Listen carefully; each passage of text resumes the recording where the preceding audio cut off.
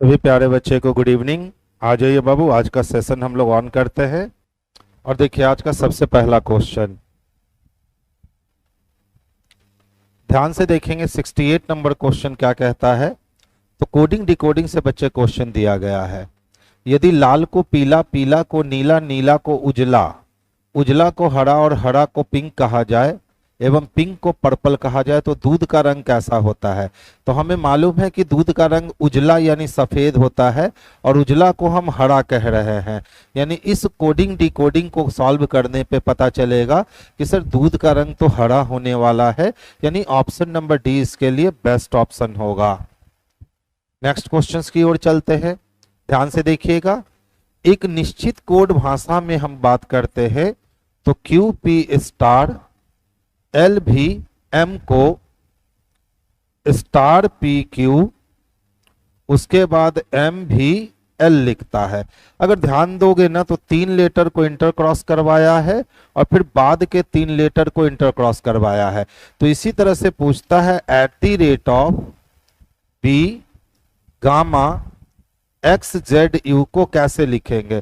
तो शुरुआत के 3 लेटर को इंटर क्रॉस करवाएंगे बच्चे और बाद के 3 लेटर को इंटर क्रॉस करवाएंगे, यानी गामा आएगा, बी आएगा, @ आएगा, यू ए जेड और एक्स हो जाएगा।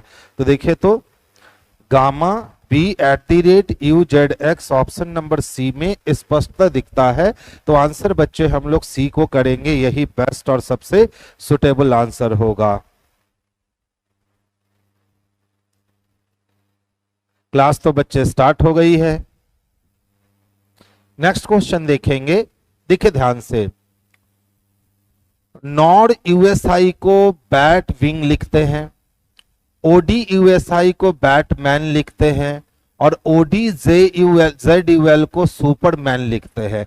तो दोनों में अगर हम देखें तो मैन मैन कॉमन है और यहाँ ओडी ओडी कॉमन है। इसी तरह इस दोनों प्लेस पे हमारा बैट बैट कॉमन है और इस दोनों में यूएसआई यूएसआई कॉमन है। तो ये तो पता चल गया कि सिस्टम प्लेस के अकॉर्डिंग नहीं चल रहा है। अब सुपर रिच के लिए चाहिए तो सुपर के लिए हमें ZUL चाहिए और रिच नया है तो ZUL के साथ नया चाहिए। इसमें ZUL है, बाकी किसी में ZUL नहीं दे रखा है, यानी हमारा आंसर जो है ये option number A he sustain करेगा। तो आंसर बच्चे हम लोग ऑप्शन नंबर ए को कर लेंगे। प्रकट का मतलब होता है दिखना, ठीक है, और गोपनीय का मतलब होता है छिपाना। तो प्रकट और गोपनीय एक दूसरे के अपोजिट यानी विलोम शब्द हैं। इसी तरीके से स्पष्टवादी का मतलब होता है हमेशा परफेक्ट बोल देना, एकदम मुंह पे खड़ा बोल देने वाले को स्पष्टवादी कहते हैं। तो इसका विलोम क्या होगा, तो झूठा, हमेशा झूठ बोलता है। अच्छा देखिए तो 6 4 जोड़ेंगे तो 10 बन गया और 8 7 जोड़ेंगे तो 15 बन गया। अगर 15 में से 10 घटाएंगे तो 5 बच जाएगा, जो कि यहां दे रखा है। इसी तरह से जोड़ दीजिए। 9 8 को जोड़ेंगे तो 8 8 16 1 17 मिलेगा और 12 और 7 को जोड़ेंगे तो 12 और 7 19 मिल जाएंगे। 19 में 17 घटाएंगे 2 आएगा, लेकिन 2 दिया नहीं है, यानी कुछ और काम किए गए हैं। तो चलिए देखते हैं क्या काम किए गए हैं। अगर जोड़ते हैं तो आता है 25। 25 किसका स्क्वायर है, 5 का स्क्वायर है, इसीलिए लिखा है कितना, 5। 9 6 15 1 16 का 6, ये आया 36। 36 किसका स्क्वायर है, 6 का, इसीलिए लिखा है 6। इसका मतलब है कि सबको जोड़ देना है। तो 10 + 16 जोड़ दिए तो कितने हो गए, तो 26 हो गए और 9 + 14 जोड़ दिए तो 23 हो गए। दोनों को जोड़िए, 6 3 9 हो गया, 2 2 4। किसका स्क्वायर, 7 का स्क्वायर। तो 7 का स्क्वायर का मतलब 7 लिखना होगा, जो कि ऑप्शन नंबर ए में स्पष्ट रूप से देखने को मिलता है। तो बच्चे इसका आंसर ऑप्शन नंबर ए को लगा लीजिएगा, यही परफेक्ट और सबसे सुटेबल आंसर है।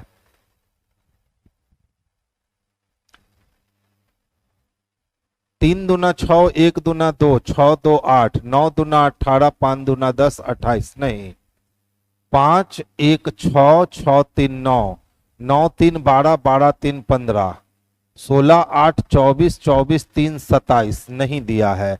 1 से 5 जाने का मतलब है कि 4 बढ़ गया, 5 4 9 हो गए। 3 से 6 यानी 3 से 9 6 बढ़ गए, 9 6 15, 8 8 16, 8 24 होगा बच्चे। बी नंबर देखिए क्या किया, ए ई आई था ना, कितने बढ़ गए तो 4, यहां भी कितने बढ़ गए 4। इसी तरीके से सी आई ओ था, 3 में 6 जोड़ेंगे 9 हो जाएगा, 9 में 6 जोड़ेंगे तो 15 हो जाएगा। इसी तरह से एच था, पी था और पूछा वाट। तो देखिए 8 में 8 जोड़ेंगे तो 16 हो जाएगा और 16 में 8 जोड़ेंगे तो 24 हो जाएगा, यानी एक्स नंबर। अच्छा वाला क्वेश्चन है, तीसरे अटेम्प्ट में जाकर के क्वेश्चन बन सका तो अच्छा क्वेश्चन इसको कह सकते हैं। एक ही पासे को 2 बार घुमाया है और 5 के अपोजिट सरफेस पे चाहिए। अगर हम दोनों में ध्यान से देखें, ठीक है, 3 3 कॉमन है, तो 3 से 5 जाने के लिए क्या करेंगे, तो घड़ी की दिशा में, घड़ी की विपरीत दिशा में चलेंगे। तो यहां अगर घड़ी की विपरीत दिशा में चलते हैं तो 4 मिलता है, तो 5 का अपोजिट हमारे लिए 4 हो जाएगा, जो कि बेस्ट और सबसे परफेक्ट आंसर होगा। अब देखिए एक ही पासे को 3 बार घुमाया और कहता है नीचे पासे की 3 स्थितियां दी गई हैं, बता दो भैया 4 के अपोजिट में क्या है। तो यहां देखिए, यहां 4 को जानने वाला 3 और 5 है, फिर कहीं भी 3 5 नहीं है। यहां 4 को जानने वाला 2 और 6 है, कहीं भी 2 6 नहीं है। लेकिन अगर इस दोनों को कंपेयर करते हैं तो एक एलिमेंट 3 कॉमन है। 3 से 4 जाने के लिए एंटी क्लॉक चलेंगे, तो यहां 3 से एंटी क्लॉक चलेंगे 1 मिलेगा। इसका मतलब है कि हमें 4 का अपोजिट 1 लगाना चाहिए, जो कि ऑप्शन नंबर डी में है। आप इससे भी करते तो यही काम होता। देख लो दोनों में कॉमन क्या है, तो 2, 2 से क्लॉकवाइज चलने पे 4, तो 2 से क्लॉकवाइज चलने पे 1, तो इसमें भी आंसर हमारा 1 ही आता। नेक्स्ट क्वेश्चन की ओर रुख करेंगे। देखिए दक्षिण पूरब को पूरब कह रहे हो ना, यानी 45 डिग्री आप घूम रहे हो एंटी क्लॉकवाइज। दक्षिण पूरब को अगर पूरब कह रहे हो तो एंटी क्लॉकवाइज 45 डिग्री घूम रहे हो। इसी तरह से उत्तर पश्चिम को पश्चिम कह रहे हो तो 45 डिग्री एंटी क्लॉक घूम रहे हो। तो पूछता है उत्तर को क्या कहेंगे, तो उत्तर को जब 45 डिग्री एंटी क्लॉक घुमाएंगे तो नॉर्थ वेस्ट कहेंगे, यानी उत्तर पश्चिम कहेंगे। अगर आपने इस चीज को समझ लिया कि कितना डिग्री का रोटेशन क्वेश्चन ले रहा है, तब आप मुजवानी बना लोगे, और नहीं तो फिर इसका रामबाण इलाज है कि आप क्या करो ना कि ये 8 लाइन खींच दो। अब देखो क्या कहता है, दक्षिण पूरब पूरब कहा जाता है, तो दक्षिण पूरब को पूरब कह रहे हैं 45 डिग्री एंटी क्लॉकवाइज। उत्तर पश्चिम को पश्चिम कह रहे हैं, यानी 45 डिग्री एंटी क्लॉकवाइज। दक्षिण पश्चिम को दक्षिण कह रहे हैं, यानी 45 डिग्री एंटी क्लॉकवाइज। और यही परिवर्तन जारी रहा तो उत्तर को क्या कहिएगा, तो उत्तर को 45 डिग्री एंटी क्लॉक घुमाइएगा तो कहां पहुंच जाइएगा, तो नॉर्थ वेस्ट। ये करने की जरूरत बच्चे तब नहीं पड़ेगी जब आप देख करके समझ जाओगे क्वेश्चंस को कि रोटेशन कितने डिग्री का है। और 4 ही रोटेशन लेता है, या तो 45 डिग्री, या तो 90 डिग्री, या तो 135 डिग्री, या तो 180 डिग्री। यही 4 रोटेशन इस क्वेश्चन का होता है। तो अगर आपने रोटेशन समझ लिया तो फिर क्वेश्चन में इतना काम करने की जरूरत आपको नहीं पड़ने वाली है। उत्तर की ओर मुख किए हुए लड़कियों की एक पंक्ति में जिगना माया से बाईं ओर 10वीं है, जो यानी माया दाईं ओर से 21वीं है। अब सोचिए माया जो है वो दाईं ओर से कितनी है, 21 है, और जिगना उसके बाएं है, तो दाएं के बाएं जुट करके 21 10 31, यानी जिगना दाएं छोर से 31 हो जाएगी। यह कोमल जो बाईं ओर से 17वीं है, जिगना के दाईं ओर चौथी है, तो जिगना 31 है और उससे 4 पीछे आएंगे तो जिगना का पोजीशन 27 होगा। और जिगना कहाँ है, कोमल जो बाईं ओर से 17वीं है, तो एक तरफ से 17 और एक तरफ से 27, 17 और 27 को आपस में जोड़कर 1 घटा दो, 7 7 14 का 4 हाथ में 1 बचा, 2 1 3 1 4, 44 में से 1 की कमी कर लोगे, यानी टोटल बच्चों की संख्या 43 होगी, जो कि ऑप्शन नंबर डी में बच्चे स्पष्ट रूप से हमें दिख रहा है। तो आंसर हम लोग डी को लगाएंगे। डाटा अपर्याप्त लगा लिए हैं? बिल्कुल नहीं, ध्यान से देखिएगा, एकदम बहुत ही अच्छा वाला क्वेश्चन था। ये राइट इन और ये लेफ्ट इन है ना। अब कहता है उत्तर की ओर मुख किए लड़कियों की एक पंक्ति में जिगना माया से बाईं ओर 10वीं है, यानी जहां भी माया है, ठीक है, उसके बाईं ओर 10वें स्थान पर जाएंगे तो कौन मिलेगी? तो जिगना मिलेगी। ठीक है, ध्यान से समझिएगा। जो दाईं ओर से 21वीं है, तो जो का काम होता है पीछे जाकर नजदीक वाले को पकड़ना, यानी माया जो है ना बच्चे, वो दाईं ओर से कितनी है? तो 21वीं है। खत्म काम। अब कहता है यह कोमल जो बाईं ओर से 17वीं है, जिगना के दाएं चौथी है। तो ध्यान से देखिएगा, यहां तक माया तक जाने में 21 और 21 से 10 स्थान आगे जाएंगे तो 31, यानी कि जिगना का पोजीशन जो है वो दायां छोर से कितना हो गया? तो 31 हो गया। अब कोमल जो बाईं ओर से 17वीं है, जिगना के दाएं, पहला दूसरा तीसरा चौथा है, यही कौन है? तो ये हमारा कोमल है। और कोमल का पोजीशन इधर से कितना दे रखा है? 17। अगर कोमल का पोजीशन इधर से ज्ञात कर ले तो काम खत्म हो जाएगा। तो देख लो, ये पोजीशन 31 के पहले 30, 30 के पहले 29, 28 और ये 27, यानी कि कोमल का पोजीशन है 27। अब एक ही पोजीशन, एक तरफ से 17 एक तरफ से 27 है, तो टोटल निकालने के लिए राइट प्लस लेफ्ट जोड़ोगे और जोड़ करके 1 की कमी करोगे, तो 7 7 14 का 4 हाथ में 1, 2 1 3 1 4, 44 में से 1 की कमी हो जाएगी और ये पोजीशन 43 हो जाएगा, जो कि ऑप्शन नंबर डी में स्पष्ट रूप से दे रखा है। तो धीरेन्द्र जी, निधि जी, आपका आंसर बच्चे गलत हो गया 77 नंबर का। 77 नंबर का आंसर क्या होना है? तो डी होना है। यहाँ डाटा पूर्ण रूप से पर्याप्त था, डाटा में कमी कहीं भी नहीं थी। नेक्स्ट क्वेश्चंस की ओर चलते हैं। 3 और 4 बजे के बीच किस समय घड़ी की मिनट वाली सुई घंटे वाली सुई से 10 मिनट आगे होगी? बड़ा आसान होता है, बस सिर्फ इस चीज को आप समझ लो एक बार, उसके बाद ये क्वेश्चन आपसे यूं ही बन जाएगा। मिनट हैंड आवर हैंड से आगे हो तो प्लस करना है, और मिनट हैंड आवर हैंड से पीछे हो तो माइनस करना है।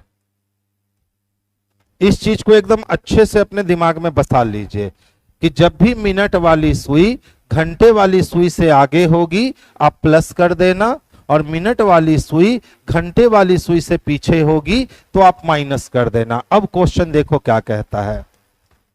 3 और 4 बजे के बीच मिनट हैंड को 10 मिनट आगे रहना है, आगे रहना है यानी प्लस करना है। तो किसमें प्लस करेंगे?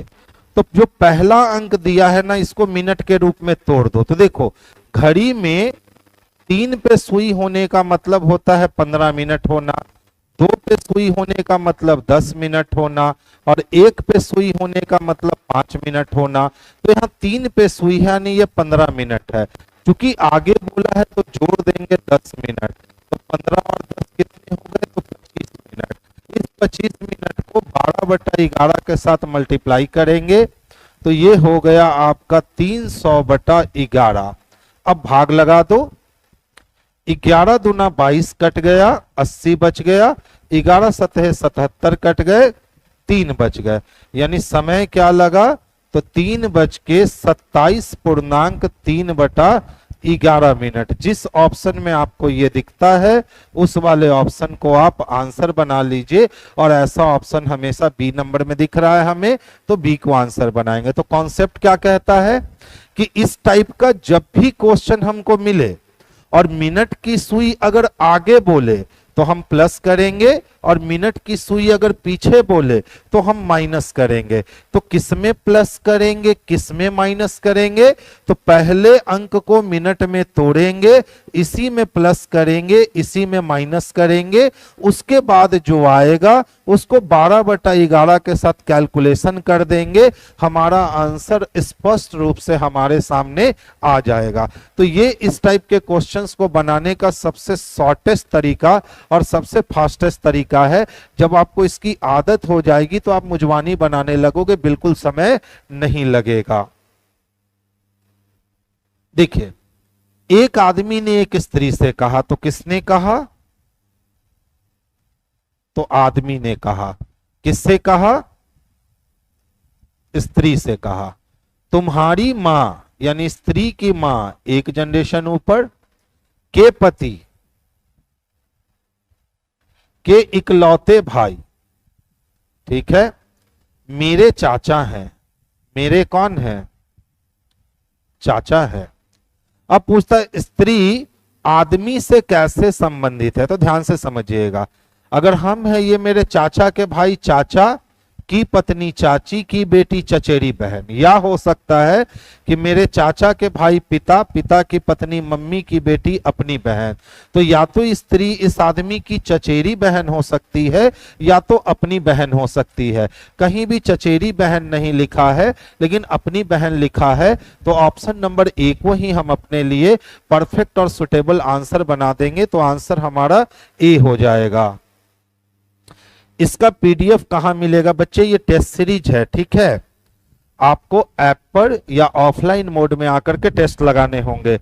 ऑफलाइन मोड में टेस्ट आप किसी भी ब्रांच पर आकर लगा सकते हो, तीनों ब्रांच पे अवेलेबल है।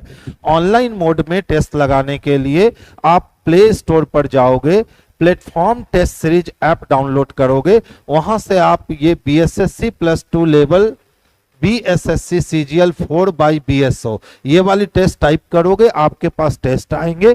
काफी इजी है, 50 रुपए या 100 रुपए की टेस्ट होगी 1 महीने की, मंडे टू फ्राइडे, ठीक है। तो आप उस टेस्ट को परचेस करोगे, आप अपने मोबाइल पे या कंप्यूटर पे या लैपटॉप पे टेस्ट लगाओगे, और शाम को प्रश्नों का डिस्कशंस का संग्रह यहाँ देख लोगे। तो इसकी पीडीएफ नहीं मिलती है, ये आपको टेस्ट सीरीज के रूप में प्रोवाइड करना होता है। तो जो बच्चे टेस्ट लगाते हैं उनकी कोई भी कंफ्यूजन है तो वो यहां से देख करके अपनी कंफ्यूजन को दूर कर लेते हैं। अब देखिए, कहता है सर 11 छात्र हैं, ABCDEFGHIJK, पहली पंक्ति में शिक्षक के सामने बैठे हैं। तो शिक्षक के सामने बैठे हैं 11 लोग, तो हम लोग क्या करते हैं कि एक पंक्ति बना लेते हैं, इस साइड राइट लिख लेते हैं और इस साइड लेफ्ट लिख लेते हैं, और इसी पे हमें 11 लोगों को बैठाना है। देखिए, कहता है डी जो एफ के ठीक बाएं है, सी के दाएं दूसरे स्थान पे है। तो फिक्स तो नहीं है कि इस लाइन पे कहां होगा, तो डी जो एफ के ठीक बाएं है, ठीक है, सी के दाएं दूसरा है, सी के दाएं दूसरा है। अभी तक इसका फिक्स पोजीशन नहीं मिला है, छोड़ देंगे। ए ई के दाएं दूसरा है, जो दोनों में से एक छोर पर है। तो सोचिए, जहां भी ई होगा उसके दाएं दूसरा ए होगा। अब कहता है जो, तो जो हमेशा पास वाले को पकड़ेगा, यानी ई दोनों में से एक छोर पर है, तो ई को हम दायां छोर पे रख नहीं सकते क्योंकि फिर उसके दाएं ए संभव नहीं है। तो ई को हमें रखना पड़ेगा बाएं छोर पर, और इसके दाएं पहला नहीं दूसरा कौन? ए। देख लीजिए, 1 2 3 4 5 6 7 8 9 10 और ये 11 लोगों की व्यवस्था हो गई। अभी भी इसका कंफर्मेशन नहीं है क्योंकि प्लेस बहुत खाली है, छोड़ दीजिए, आगे चलिए। जे ए और बी का निकटतम पड़ोसी है, तो जे को यहां रख नहीं सकते, तो जे को यहां रखेंगे तभी हम बी को यहां रख सकेंगे। तो जे ए और बी का निकटतम पड़ोसी है। और तो यहां और उसके लिए आया जो बीच में बैठा, तो बीच में कौन बैठा, तो जे बैठा। कहां है, तो जी के बाएं तीसरा है, यानी जे जो है वो जी के बाएं पहला, दूसरा और तीसरा है। एच डी के ठीक बाईं ओर है, एच को जब भी बैठाना है तो डी के ठीक बाईं ओर बैठाना है, यानी सी एच डी एफ 4 घर लगातार कैप्चर करेगा, और ये 4 घर बस लगातार यही दिख रहा है, तो सी एच डी एफ। आगे चल दीजिए, एच डी के ठीक बाईं ओर बैठा है और आई के दाईं ओर तीसरा है, तो और किसके लिए, तो एच के लिए, यानी एच कहां है, तो आई के दाईं ओर पहला, दूसरा, तीसरा है। अब एक एलिमेंट बच गया है, वो एलिमेंट देख लो कौन है, तो A B C D E F G H I J बचा हुआ है, जे को यहां रख लीजिए, और एक अटेम्प्ट में हमारा अरेंजमेंट जो है वो कंप्लीट हो गया। तो आगे अगर एग्जाम में आपको अच्छा करना है तो सिटिंग अरेंजमेंट को आपको अच्छा करना ही पड़ेगा, क्योंकि इससे बहुत क्वेश्चन आजकल पूछे जाने लगे हैं। पंक्ति के बीच में कौन है, 11 लोग हैं, तो 2 2 4 1 5 इधर और 2 2 4 1 5 इधर, यानी कि पंक्ति के बीच में आई है, जो कि ऑप्शन नंबर डी में स्पष्ट रूप से दे रखा है। तो आंसर हम लोग बच्चे ऑप्शन नंबर डी को लगा लेंगे। किनका आंसर आ चुका था, धीरेन्द्र का आंसर आ चुका था, 80 का डी होगा। बहुत बढ़िया बच्चे। नेक्स्ट क्वेश्चन देखिए, इसी से रिलेटेड है। निम्नलिखित में से विद्यार्थियों का कौन सा समूह जी के दाईं ओर बैठा है, तो देखिए जी की पोजीशन मालूम है ना, जी के दाईं ओर सी एच डी एफ बैठा है, सी एच डी एफ बैठा है, जो कि ऑप्शन नंबर बी में दिखता है। अच्छा देखिए, एस टी यू दिख रहा है, एस टी यू रख दें तो डबल भी यू दिखेगा, डबल भी यू के बाद टी एस आर दिखेगा, ठीक है, यानी पीछे से टी यू चाहिए हमें, पीछे से टी यू नहीं है, टी यू नहीं है, टी यू नहीं है, टी यू है, ऑप्शन नंबर बी आंसर हो गया। इससे ज्यादा मेहनत करने की इसमें कोई जरूरत नहीं है, हमारा ऑप्शन से पता चल गया कि सर बी नंबर को छोड़कर और कोई ऑप्शन जाएगा ही नहीं।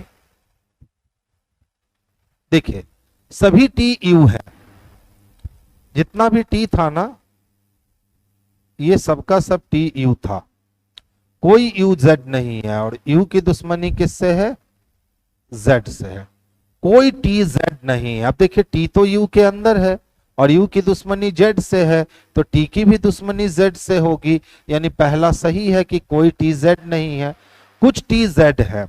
अब देखिए कुछ टी जेड दिख ही नहीं रहा है, तो 2 नंबर गलत हो गया, यानी केवल एक अनुसरण करता है, जो कि ऑप्शन नंबर ए में स्पष्ट रूप से देखने को मिल रहा है। देखिए प्लस का मतलब भाग देना है, माइनस का मतलब इक्वल है, इनटू का मतलब जोड़ है, डिवीजन का मतलब बड़ा है, इक्वल का मतलब छोटा है। आप ऑप्शन ए आंसर रहा तो आसान है, ऑप्शन डी रहा तो बहुत मुश्किल है। तो इस टाइप के क्वेश्चंस को आप कर लिया कीजिए, क्योंकि ये सिर्फ टाइम टेकिंग क्वेश्चन है, उससे ज्यादा कुछ नहीं है इसमें।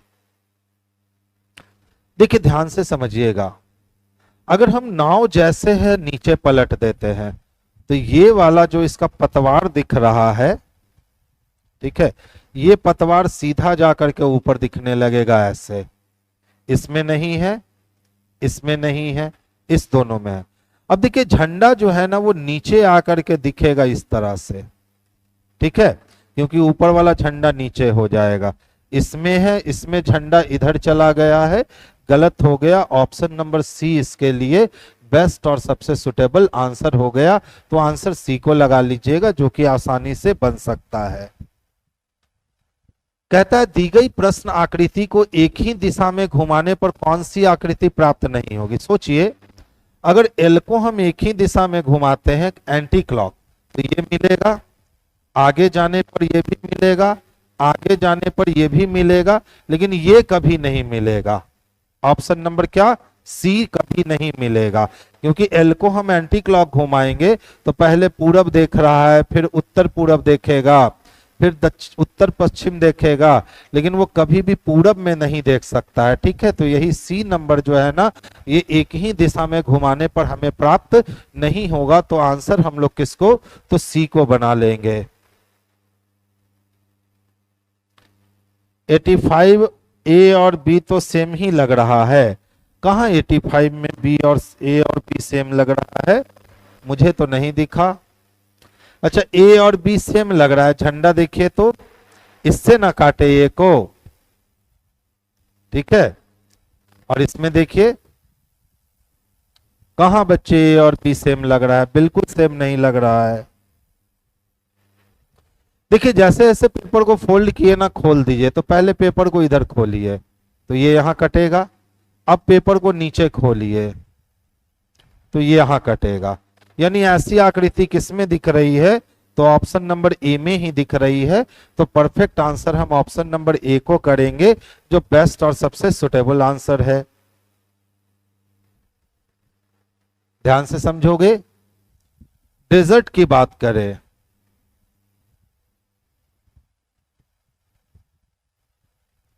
क्या लिख रखा है, 415163। इसी तरह से आर्मी की बात करें, 2687 लिख रहा है। अब देखो दोनों में कुछ कॉमन है क्या, तो हाँ सर दोनों में आर कॉमन है, और आर के प्लेस पे क्या है, तो 6 है। दोनों में ई इसमें कॉमन है, ई के प्लेस पे 1 है। यानी प्लेस के अकॉर्डिंग सिस्टम चल रहा है। तो किसके लिए चाहिए, स्मार्ट के लिए चाहिए। एस की बात करें तो एस के लिए 5 लिख सकते हैं, एम के लिए हम 8 लिख सकते हैं, ए के लिए हम 2 लिख सकते हैं, आर के लिए 6 लिख सकते हैं, और टी के लिए 3 लिख सकते हैं। यानी 5826 चाहिए। 5826 ऑप्शन नंबर डी में दिख रहा है। तो आंसर हमारा ऑप्शन नंबर डी जो है, यही बेस्ट और सुटेबल आंसर होगा। इस टाइप के कोडिंग डिकोडिंग हमेशा से पूछे जाते रहे हैं। आपको ये क्वेश्चन 30 साल पहले भी ऐसा क्वेश्चन मिल जाएगा, और अभी के एग्जामिनेशन में भी आपको ये प्लेस के अकॉर्डिंग वाली क्वेश्चन हमेशा मिल जाएगी। एस बिंदु से प्रारंभ करके सुभाष जो है दक्षिण में 15 मीटर चलता है। तो कोई एस बिंदु है, इससे प्रारंभ करके सुभाष 15 मीटर कहां चलता है, दक्षिण की ओर चलता है। फिर वो अपने बाईं ओर मुड़ जाता है, और बाईं ओर मुड़ के 40 मीटर चलता है। यहां से बाईं ओर मुड़ करके सुभाष 40 मीटर चलता है। इसके बाद वो अपने बाईं ओर मुड़ करके 15 मीटर चलता है। इसके बाद बाईं ओर मुड़ करके वो 15 मीटर चलता है। फिर अपने बाईं ओर मुड़ के 60 मीटर चलता है। यहां से वो अपने बाईं ओर मुड़ता है, और कितना, तो 60 मीटर चलता है, और बिंदु टी पर पहुंच जाता है। अब पूछ रहा है सुभाष बिंदु एस से कितना दूर है। तो देखिए एस से जो डिस्टेंस निकलेगा यही डिस्टेंस निकलेगा। ये पूरा डिस्टेंस 60 है, इसमें से 40 खत्म, तो 40 खत्म, तो ये डिस्टेंस बचा 20, और ये डिस्टेंस 40 तो खत्म ही हो गया। तो 20 के डिस्टेंस पे है। यानी ऑप्शन नंबर 20 के लिए बेस्ट और सबसे परफेक्ट आंसर है। तो आंसर हम लोग ऑप्शन नंबर बी को करेंगे। देखिए जैसे जैसे पेपर को फोल्ड किया ना, वैसे वैसे पेपर को खोलेंगे। तो ध्यान से देखोगे तो सबसे पहले पेपर इधर खुला है,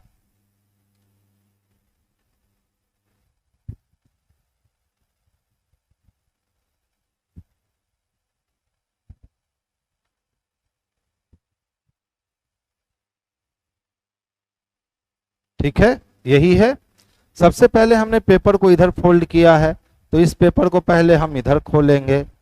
तो ये पेपर हमें इस तरह से रिएक्ट करके दिखाएगा, यहां एक सर्किल बनेगा। अब पेपर को नीचे फोल्ड किए हैं तो पेपर ऊपर खुलेगा। तो पेपर जब ऊपर खुलेगा तो ये पेपर हमें इस तरह से रिएक्ट करके दिखाएगा, और ये सर्किल और एक सर्किल यहां पूरा हो जाएगा। अब देखो ऐसी व्यवस्था हमें कहां दिख रही है, तो ऐसी व्यवस्था बस ए नंबर में दिख रही है।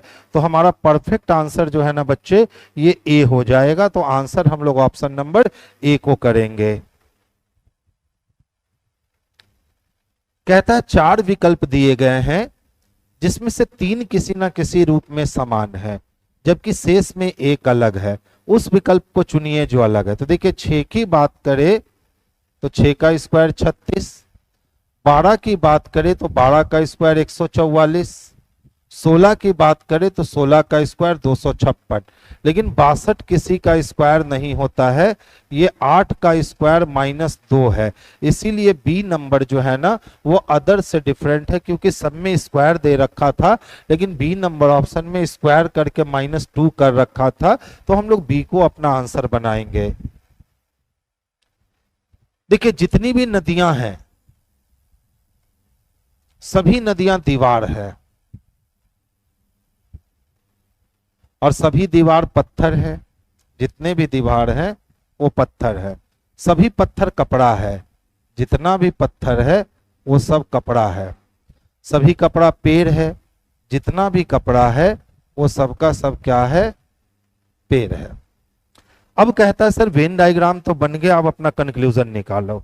तो पहला कंक्लूजन बच्चे कह रहा है कुछ पेड़ पत्थर है। देखो पेड़ का जितना हिस्सा है उसके कुछ हिस्से पे पत्थर है, यानी कुछ पेड़ पत्थर है, कुछ कपड़े नदियां हैं, जितना भी कपड़ा है उसके कुछ हिस्से पे नदी है, सभी दीवार कपड़ा है। देखिए जितना भी दीवार है वो सब कपड़ा के अंदर है, यानी सभी का सभी अनुसरण करता है।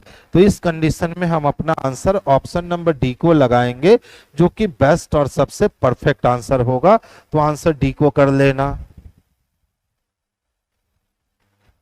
क्या है हमारे पास 36, 37, 46, 71 वाट और 201। अगर छोटा छोटा पद आगे बढ़ रहा हो ना तो ये एडिशन बेस्ड सीरीज होता है, पर 2 पदों के बीच का अंतर निकाल लो। पहले 1 बढ़ा है, उसके बाद देखे तो 9 बढ़ गए हैं, 11 में से 6 गया, 5 बचा और यहाँ 25 बढ़ गया है। हम कह सकते हैं सर 1 का स्क्वायर, उसके बाद 3 का स्क्वायर, उसके बाद 5 का स्क्वायर, यानी तय है कि सर 7 का स्क्वायर बढ़ना है। तो जब 7 का स्क्वायर हम बढ़ाएंगे बच्चे तो 49 बढ़ेगा। तो 9 1 10 का 0 हाथ में बचा 1, 7 1 8 4 12, यानी ये वैल्यू 120 लेगा।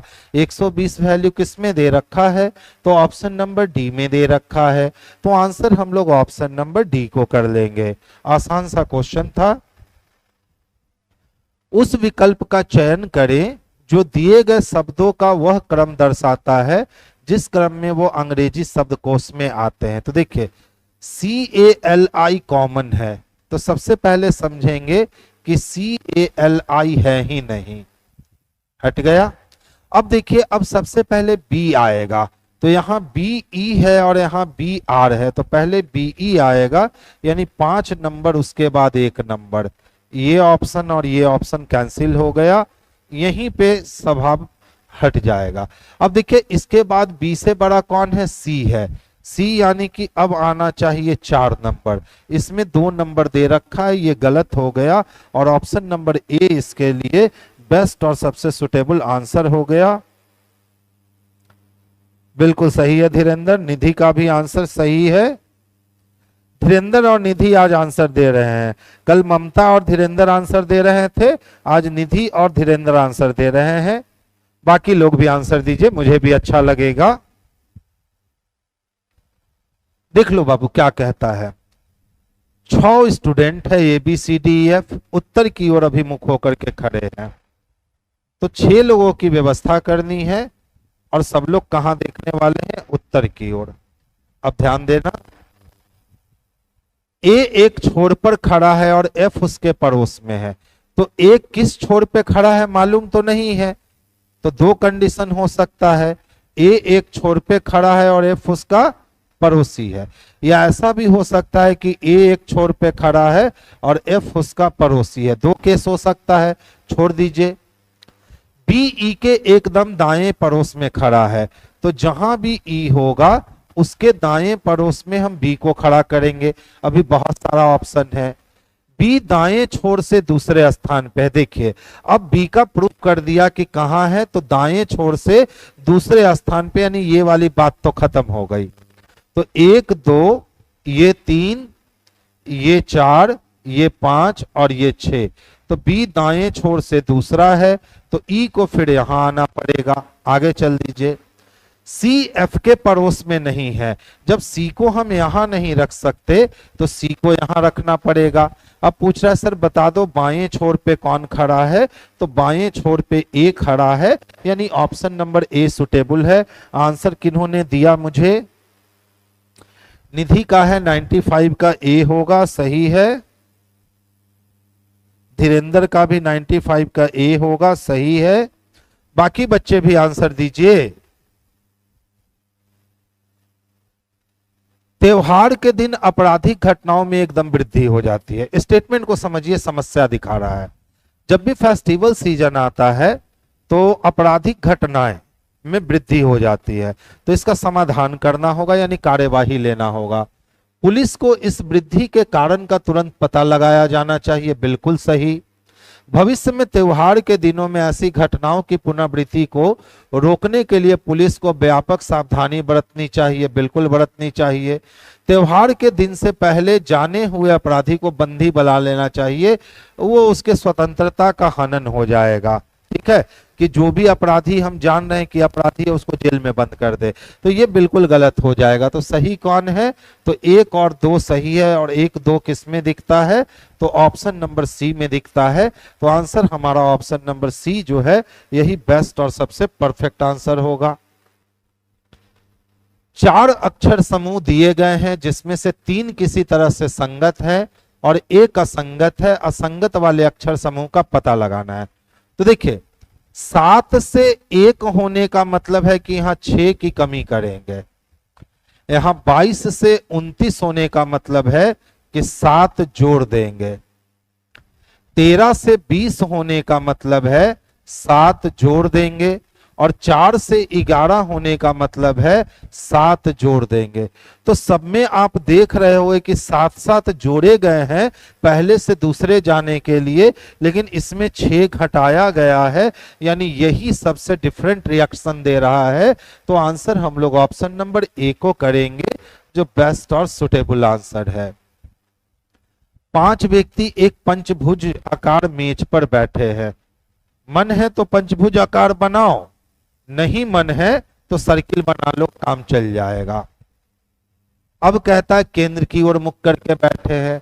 सी ए के दाईं ओर, तो सी कहां? तो ए के दाईं ओर, और डी के बाईं ओर दूसरे स्थान पे है।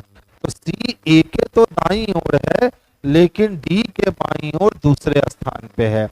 ई ए और डी के बीच में नहीं है, तो ए और डी के बीच में ई नहीं है, तो ई को यहां आना पड़ेगा।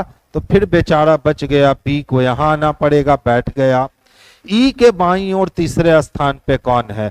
तो देखिए क्लॉकवाइज चलने पर, एंटी क्लॉक चलने पर दायां, और क्लॉकवाइज चलने पर बायां। तो ई के बाएं चलेंगे तो पहला, दूसरा, तीसरा बी होगा, जो कि ऑप्शन नंबर ए में दे रखा है।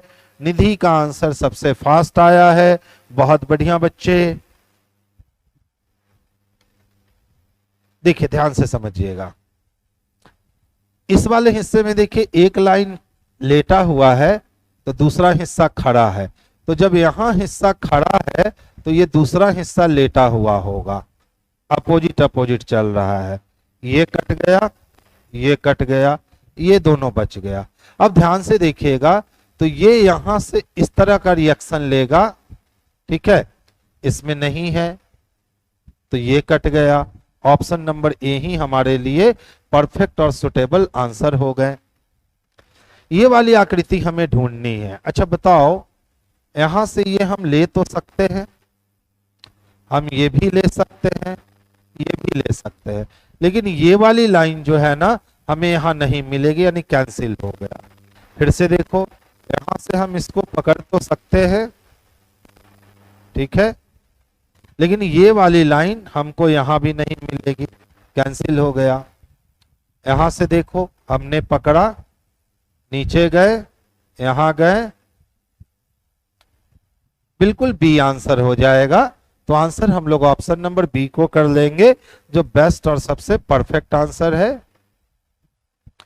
बस जैसे जैसे पेपर को फोल्ड किया गया है खोल लो, तो ये वाली आकृति जो यहां दिख रही है वो आकृति यहां दिखेगी, ये जो यहां कटा है यहां कटेगा, और ये जो ऊपर कटा है वो नीचे।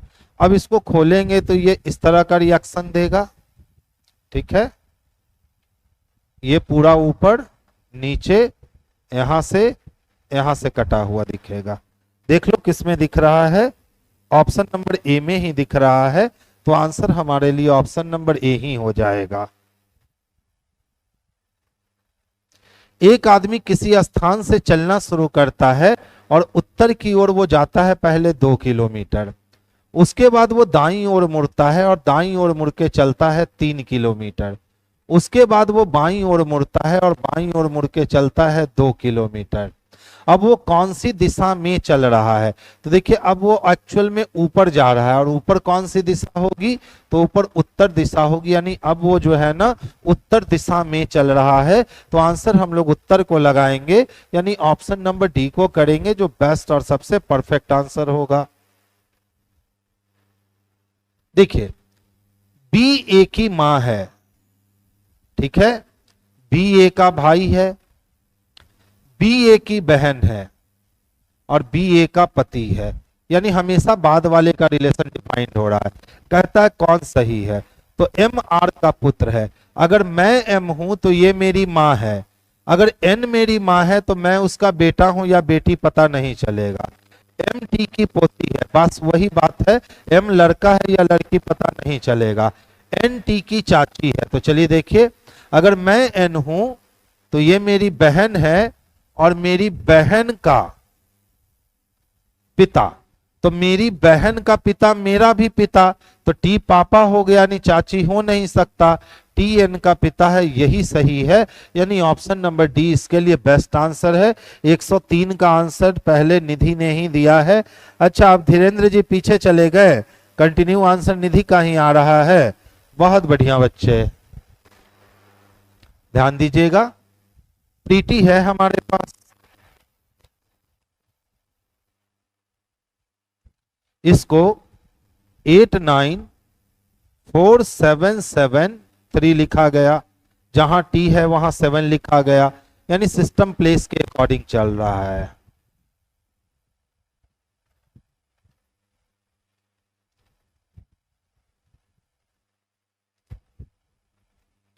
SCIENCE क्या लिखा गया है, 6524154। देखिए जहां E है वहां 4, जहां C है वहां 5, यानी पूरा सिस्टम प्लेस के अकॉर्डिंग चल रहा है। तो किसके लिए चाहिए, तो प्रिंस के लिए चाहिए, ठीक है, प्रिंस के लिए चाहिए।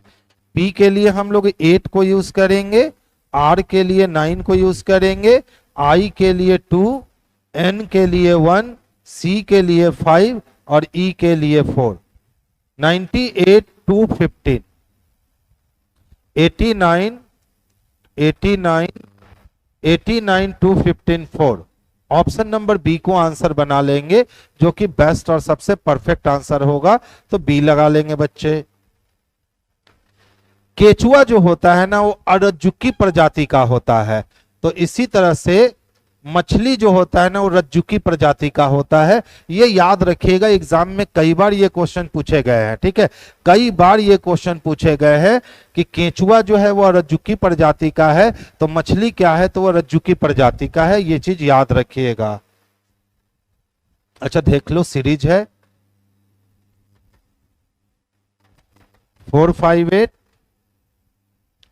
462 446 482-518।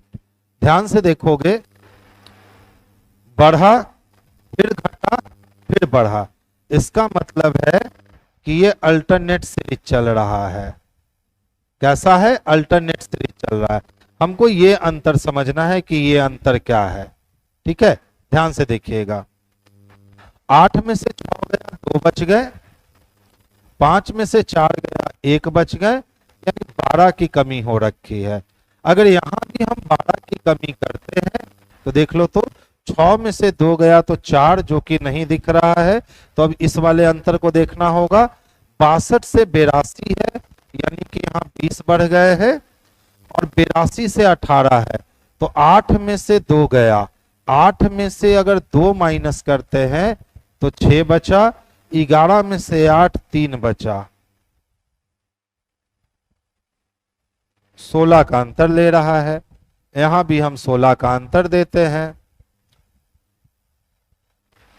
6 2 8 हो गया,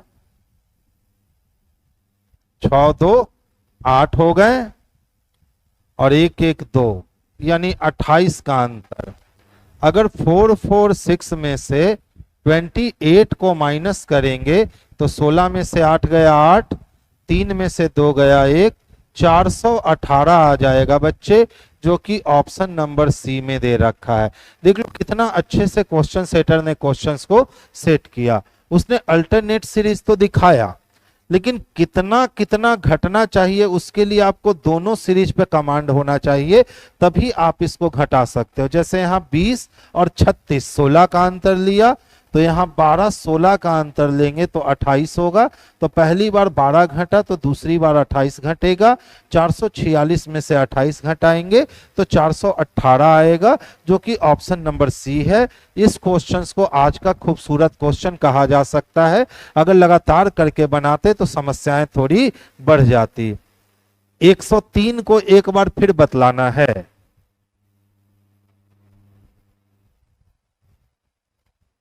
कुछ नहीं था बाबू, देखिए, इनटू के बाद अगर कोई आती है तो उसको माता कहते हैं, माइनस के बाद अगर कोई आता है तो उसको भाई कहते हैं, प्लस के बाद अगर कोई आता है तो उसको बहन कहते हैं, और डिवीजन के बाद अगर कोई आता है तो उसको पिता कहते हैं। यही बताया गया है आपके कंडीशन में। आपका समीकरण दिया गया है m into N plus R divided by T. तो देखिए, इनटू के बाद जो आएगी तो n को m क्या कहेगी? माता। तो जब m की मम्मी n है तो n तो महिला हो गई क्योंकि वो मम्मी है, लेकिन m उसका बेटा है या बेटी है पता तो नहीं चलेगा। तो यहाँ m का मेल फीमेल पता नहीं चला, तो हम नहीं कह सकते हैं कि m r का पुत्र है और m पोती है, क्योंकि m का मेल फीमेल पता नहीं चलेगा। अब यहाँ कहता है कि n t की चाची है। तो देखिए, तो अगर हम n है तो प्लस के बाद जो मिलता है वो मेरी बहन है, और मेरी बहन का t कौन है? तो पिता है। तो n की बहन हो गई r, और बहन का जो पिता होगा वो पिता होगा। तो t n का पिता होगा। यहाँ कह रहा है n t की चाची है। जब t पिता है तो चाची तो हो ही नहीं सकती, तो t n का पिता है। ऑप्शन नंबर डी सही है। बस यही है ब्लड रिलेशन, और ज्यादा मेहनत इसमें करना नहीं होता है। नेक्स्ट वन देखेंगे। आइए देखिए, ARE कितना लिखा है? 87। तो सीधा मान से तो संभव नहीं है। 18 और 5 हो जाएंगे कितने? तो 23, 23 1 24, 24 के टेबल में ये आएगा नहीं। उल्टे मान से देखते हैं तो A का अपोजिट Z, R का अपोजिट I, और E का अपोजिट V। तो 26 और 9 हो गए 35, 10 45, 10 55, 2 57, 57 और 87 नहीं आए। अच्छा, यहाँ बहुत बड़ी संख्या दे रखी है, यानी कि मल्टीप्लिकेशन हुआ है। जब संख्या बहुत बड़ी हो जाए तो मल्टीप्लिकेशन हुआ है। 1 इंटू 18 गुने 5, तो 18 पचे 90, एकम 90, ये वैल्यू आया मल्टीप्लाई करने पे 90। अगर हम इसमें 3 की कमी कर देते हैं तो 87 मिलता है। चलिए दूसरे को चेक करके देखते हैं, नॉट को। क्या ये आएगा? n की वैल्यू 14, o की वैल्यू 15 और t की वैल्यू 20। तो 15 दूना 30, 300, 14 तिया 48, यानी ये टोटल वैल्यू आया 14 14 तिया 42। ये टोटल वैल्यू कितना आया? 4200। इसमें से हमको 3 माइनस करना है। जैसे ही हम 3 माइनस करेंगे तो 4197 मिल गया। लॉजिक पता चल गया क्या किया है, आपस में तीनों के प्लेस वैल्यू को गुना किया और गुना करने के बाद उसमें 3 की कमी कर दी गई। इस तरह से कोडिंग से डिकोडिंग बनाए गए हैं। तो अब सेम काम आप कैट के साथ कर लो ना। अब तो आपको लॉजिक भी पता है, 3 एकम 3 और 20 तिहाई 60, यानी टोटल वैल्यू आया 60, माइनस करोगे 3 तो ये टोटल वैल्यू आएगा 57। किसमें दे रखा है, तो ऑप्शन नंबर बी में दे रखा है। बेहतरीन क्वेश्चन है, एकदम बिल्कुल लाजवाब क्वेश्चन है। देखिए इसका आंसर कितने लोगों ने दिया है, 107 का आंसर बी, धीरेन्द्र का आंसर आया है, निधि का आंसर आया है। बहुत बढ़िया बच्चे, मजा आ रहा है आप लोग को देखकर। इसको खुद कर लिया कीजिए, ए आंसर होगा तो बहुत आराम से बनेगा, डी आंसर होगा तो बड़ा ही टाइम लगाएगा। देखिए सबसे पहले देखेंगे ना तो 5 अपने जगह पे क्या करेगा, तो सर पलट जाएगा। इसमें नहीं है, इसमें है, इसमें है, इसमें है। अब देखिए 6 अपने जगह पे क्या करेगा, पलट जाएगा, इसमें नहीं है। अब इस दोनों में अंतर देख लो कहां पे है, तो देख लो अंतर किसका है, तो आर का। आर जो हमें इस तरह से रिएक्ट कर रहा है, वो आर हमें इस तरह से रिएक्ट किया हुआ दिखेगा। तो ये वाली बात तो बिल्कुल खत्म हो गई। ऑप्शन नंबर डी ही इसके लिए बेस्ट और सबसे परफेक्ट आंसर हो गए। 73 52 से जोड़ करके 75 लाया है, तो 73 में पहले 52 घटाते हैं, 73 में 52 को घटा दिए, 3 में से 2 गया 1, 7 में से 5 गया 2, 21 के टेबल में 21 नहीं आएगा 75। एक काम और करते हैं, 73 में से 75 नहीं, 75 में से 52 घटाते हैं, 75 में से 52 घटाते हैं, 5 में से 2 गए 3 और 7 में से 5 गया 23, 23 दूना 46 ना, 23 तिया 69, 70 71 72 73, यानी हम इसको 3 से गुना कर दें तो 3 तिहाई 9 हो गए, 2 तिहाई 6 और प्लस कितना करना पड़ेगा, 75 73 लाने के लिए तो प्लस 4 करना पड़ेगा। दूसरे में कर कर देखते हैं, काम बन गया तो फिर बन गया। तो क्या करते हैं कि 63 में से 41 को माइनस करते हैं, 3 में से 1 गया 2, 6 में से 4 गए 2, इसको गुना करना है 3 से, तो 3 दूना 6, 3 दूना 6 और जोड़ना है 4 तो हो जाएगा 70। नहीं दिया है। अब कुछ कॉमन ढूंढते हैं, 3 2 5 4 1 5 8 7 15, 3 2 को जोड़े तो 5, 4 1 को जोड़े तो 5, 8 7 को जोड़े तो 15। इसका मतलब है कि चाह रहा है कि 73 और 52 को जोड़ दीजिए। तो 3 2 5 7 5 12 125 हो गया। 125 कहने का मतलब 5 दूना 10 हो गए और 5 25 हो गया, यानी 25 आया। अगर 3 गुना कर देते हैं तो 75 आ जाता है। क्या दूसरे में ये काम करेगा क्या? तो 64 और 41 को हम लोग जोड़ते हैं तो 4 1 5 और 6 4 10 105, 5 दूना 10 हो गए, 5 एकम 5, 3 से गुना अगर करे तो 3 और 3 दूना 6 63।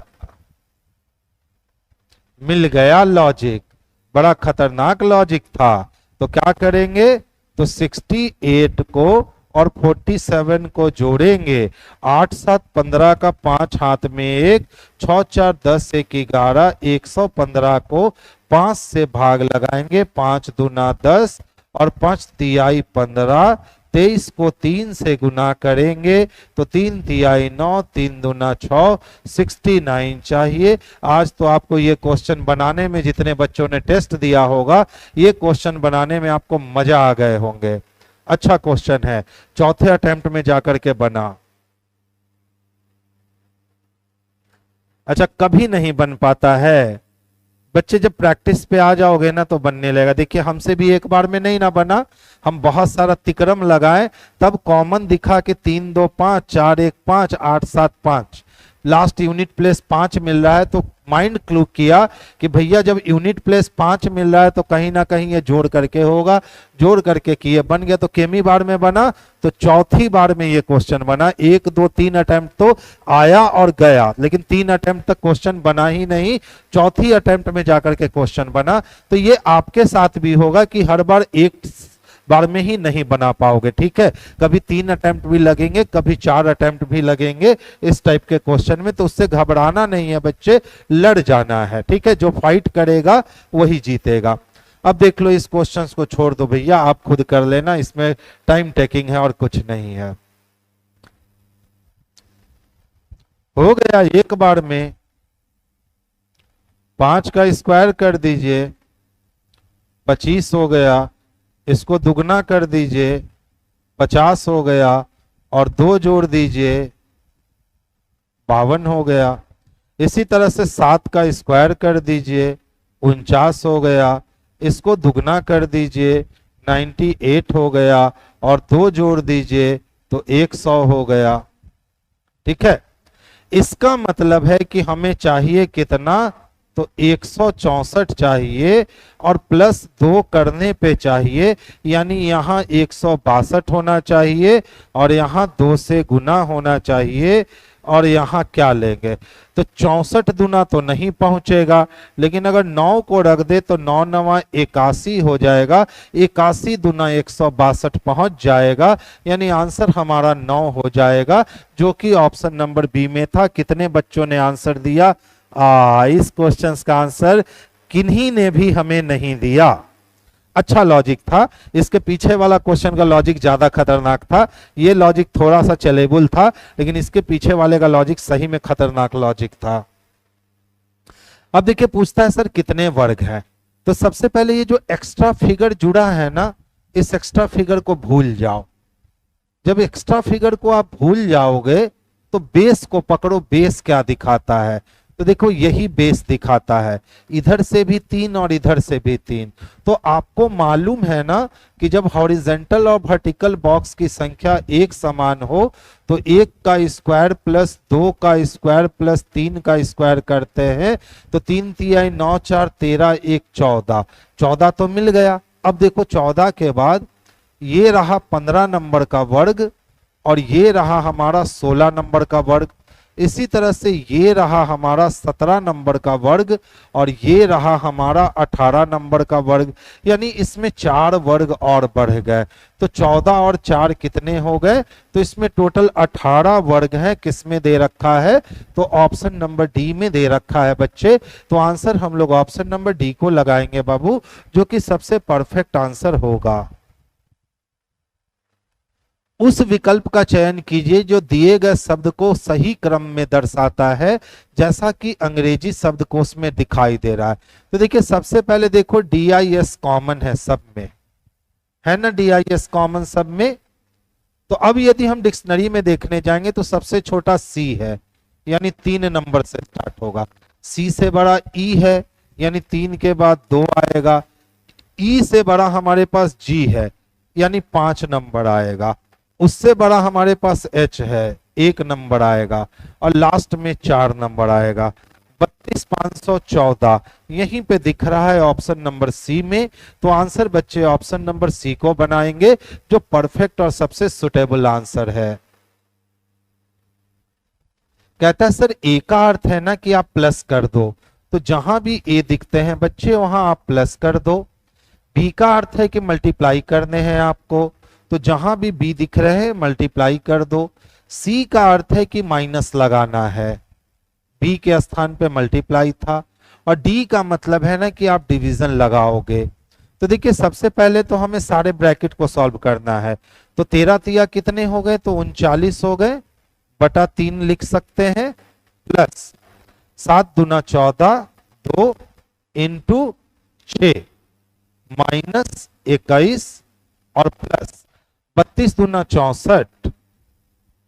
अब सबसे पहले डिवीजन का काम ले लेंगे, तो चलिए डिवीजन का काम करते हैं। 13 तिया 39, तो अब हो गया 13। मल्टीप्लीकेशन का काम करेंगे तो 6 दूना 12 माइनस 21 और प्लस 64। तो पहले सब ऐड वाले को जोड़ लेते हैं। तो 3 2 5, 5 4 9, 6 1 7, 7 1 8, 89 में से 21 की कमी करनी है। 9 में से 1 गया 8 और 8 में से 2 6, 68 आने चाहिए। कहीं गलती किए क्या? 32 दूना 64, ठीक है। यहां प्लस माइनस इंटू 7 दूना 14, 13 तिया 39 डिवाइडेड बाई 3। अच्छा 13 नवा था जी और हम 13 तिया कर दिए हैं। वही तो बोले कि समस्या कहां आ गई है। कितना है? 13 नवा है। 13 नवा 17 से होता है ना, 2 और 9 का 9 2 11। ये आ जाएगा 117/3 आ जाएगा। काट दीजिए। 3 तिहाई कितने? 9, 3 नवा 27। खत्म काम। यानी कि यहां 39 जुटेगा। ठीक है, अब जोड़ लो।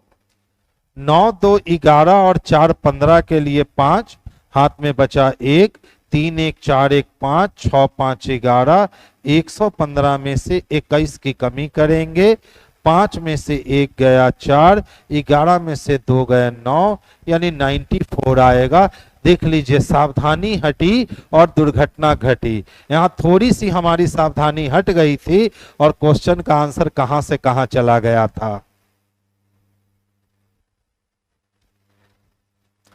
3 इधर रख दिए, 4 इधर रख दिए, लेकिन इसमें नहीं है। 2 छोटी संख्या से मिलकर बड़ी संख्या बनी है। 2 छोटी संख्या से बड़ी संख्या। 4 चको 16 और 3 तिहाई 9, 16 9, 25 को 2 गुना किए 50 और 50 में से 7 की कमी किए 43। 6 6 की 36 और 5 25। 6 5 11 का 1, हाथ में 1, 3 2 5 1 6। लेकिन 61 दूना बहुत बड़ा संख्या है, स्क्वायर से काम नहीं चला तो क्यूब करते हैं। 3 का क्यूब 27 और 4 का क्यूब 64 ज्यादा। 4 का स्क्वायर 16, 7 6 13 का 3, 3 1 4 मिल तो रहा है। 6 का क्यूब 216, 5 का स्क्वायर 25, 6 5 11, 2 1 3 मिल गया। देखिए बच्चे क्या किया है, पहली संख्या का क्यूब कर दिया और अंतिम संख्या का स्क्वायर कर दिया। तो 3 का क्यूब 27 हो गए और 4 का स्क्वायर 16 हो गया। दोनों को अगर जोड़ेंगे तो 43 मिल जाएगा। इसी तरीके से अगर हम 6 का क्यूब और 5 का स्क्वायर करते हैं तो 6 का क्यूब 216 और 5 का स्क्वायर 25 है। दोनों को जोड़ेंगे तो 241 मिलेगा। सेम काम हमें किसके साथ करना है? तो 2 का क्यूब करना है और 11 का स्क्वायर करना है। तो 2 का क्यूब 8, 11 का स्क्वायर 121, यानी ये 129 दे देगा। ऑप्शन नंबर बी में स्पष्ट रूप से देखने को मिल रहा है। तो आंसर हम लोग ऑप्शन नंबर बी को लगा लेंगे। लॉजिक तो अच्छा लगाया था, लेकिन तीसरे अटेम्प्ट में जाकर के लॉजिक पकड़ा गया इसका, किसने लॉजिक क्या लगाया था। चलिए, सीरीज है, 13 है, 17 है, 23 है, 48 है, 97 है, 178 है। बहुत स्पीड से तो नहीं बढ़ा है, तो बहुत स्पीड से नहीं बढ़ा है तो 2 पदों के बीच का अंतर निकाल लेंगे और हमारा काम आसानी से हो जाएगा। तो देखिए 13 में अगर हम 4 जोड़े तो 17 होगा क्या? कितना हो गया? तो 3 इधर और 3 इधर, यानी अब हमें कितने जोड़ने होंगे? तो अच्छा 13 के बाद 14 था, यहां 14 था, प्लस 1 प्लस 9। 8 में से 3 गए 5 और 4 में से 2 गया 2, यानी प्लस 25। 17 में से 8 गया तो 9 बचे और 8 में से 4 गया 4, 49। अच्छा देख लो तो 1 का स्क्वायर, 3 का स्क्वायर, 5 का स्क्वायर, 7 का स्क्वायर, तो अब जाएगा 9 का स्क्वायर यानी 9 9 81 जाएगा। तो 8 7 1 8, 8 8 16 1 17, यानी अब किसका, तो 11 का स्क्वायर करोगे और 11 का स्क्वायर बच्चे 121 जाएगा। तो 8 1 9 लगाओगे, 7 2 9 लगाओगे, 1 1 2 लगाओगे, 299 चाहिए, जो कि ऑप्शन नंबर ए में स्पष्ट रूप से हमें दिख रहा है। तो आज की सभा हमारी यहीं बर्खास्त होती है। सर आ चुके हैं, साइंस अब डिस्कस करेंगे, आप लोग कंटिन्यूटी बनाए रखिए यूं ही। कल फिर हमारी मुलाकात होगी और कल भी जो हम लोग है ना 50 बेहतरीन क्वेश्चंस को यहाँ एंजॉय करेंगे। तो आप बच्चे जो है कंटिन्यूटी बनाए रखिए, क्योंकि यही कंटिन्यूटी आपको सफलता की कुंजी दिला सकती है। अगर आप अपनी कंटिन्यूटी तोड़ोगे तो सफलता की कुंजी हाथ आके भी छूट जाएगी, और कंटिन्यू रहोगे तो सफलता की कुंजी बिल्कुल आपके हाथ लग जाएगी। तो चलिए आज की सभा हम यहीं बर्खास्त करते हैं, अब सर आगे का सभा स्टार्ट करेंगे। नमस्कार दोस्तों, कैसे हैं आप लोग? अच्छे होंगे, शानदार होंगे, आप लोग जानदार होंगे। रीजनिंग के बाद आप लोग आ जाइए साइंस की दुनिया में आ जाइए। देखिए हम लोगों का क्वेश्चन क्या है भाई साइंस में, जरा एक बार हम लोग चेक कर लेते हैं। ये रहा आपका साइंस का। आ जाइए पहला क्वेश्चन पर आ जाइएगा आप लोग। ये रही भाई, हैजा के बारे में कह रहा है, कोलेरा के बारे में कह रहा है। तो कोलेरा किससे होता है? जब आप दूषित पानी पीजिएगा, संदूषित भोजन कीजिएगा, आप जा रहे हैं सड़क के किनारे लगा हुआ चाट खा लिए, समोसा खा लिए, जिलेबी खा लिए, तो लाजमी है कि हैजा होगा, कोलेरा होगा, बैक्टीरियल डिजीज होगा। तो ये बताइएगा हैजा के विषय में निम्नलिखित में कौन सा कथन सही है? यह एक रोग है जिसके कारण यादाश्त में कमी आती है, एकदम नहीं है। यह पेशियों का एक रोग है, गलत हो गया।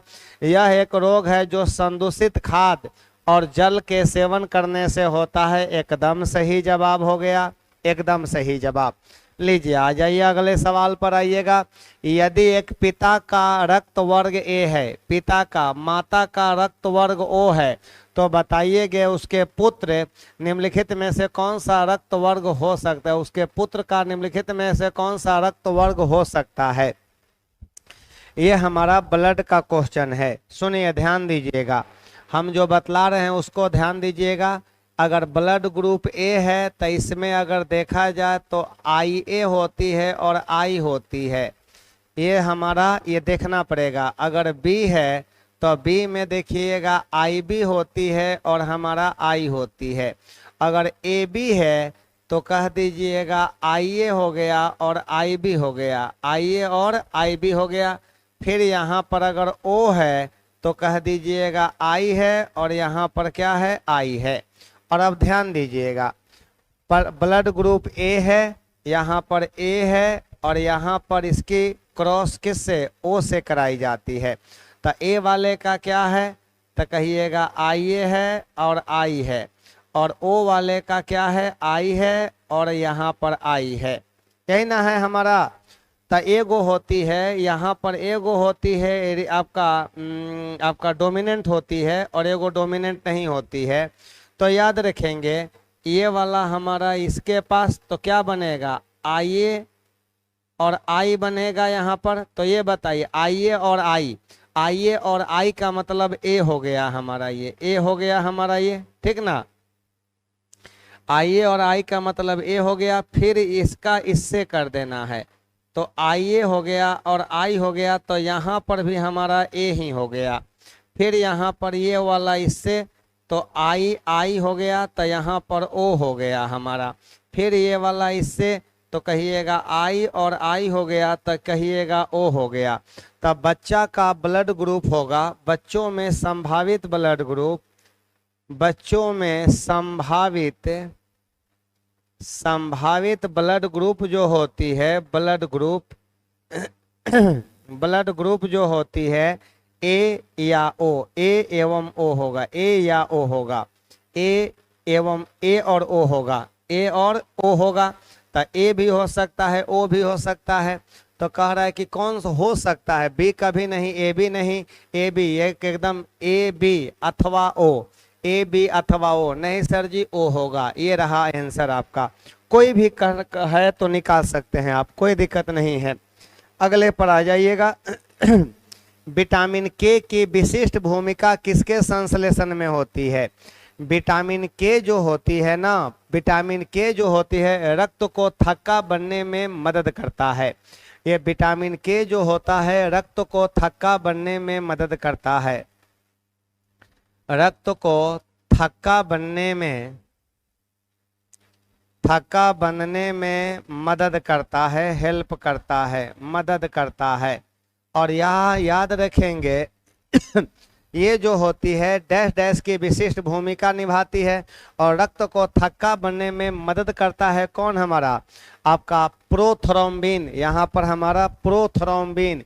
एल्बुमिन प्रोटीन होती है, ग्लोब्यूलिन प्रोटीन होती है? नहीं सर, प्रोथ्रोम्बिन होगा। तो विटामिन के की विशिष्ट भूमिका किसके संश्लेषण में है? तो प्रोथ्रोम्बिन के संश्लेषण में। और विटामिन के जो होती है रक्त को थक्का बनाने में मदद करता है। चलिए हो गया ना यहाँ पर। आगे बढ़ जाते हैं। मानव नेत्र से स्पष्ट दर्शन के लिए न्यूनतम दूरी कौन होती है? बताइएगा। मानव नेत्र से स्पष्ट दर्शन के लिए न्यूनतम दूरी निम्न में से कौन सी है? तो मानव नेत्र के लिए स्पष्ट दर्शन की न्यूनतम दूरी कितनी होती है? स्पष्ट दर्शन की मानव नेत्र के लिए स्पष्ट दर्शन की न्यूनतम दूरी स्पष्ट दर्शन की न्यूनतम दूरी जो होती है, न्यूनतम दूरी 25 सेंटीमीटर तथा दूर बिंदु अनंत होती है। दूर बिंदु अनंत होती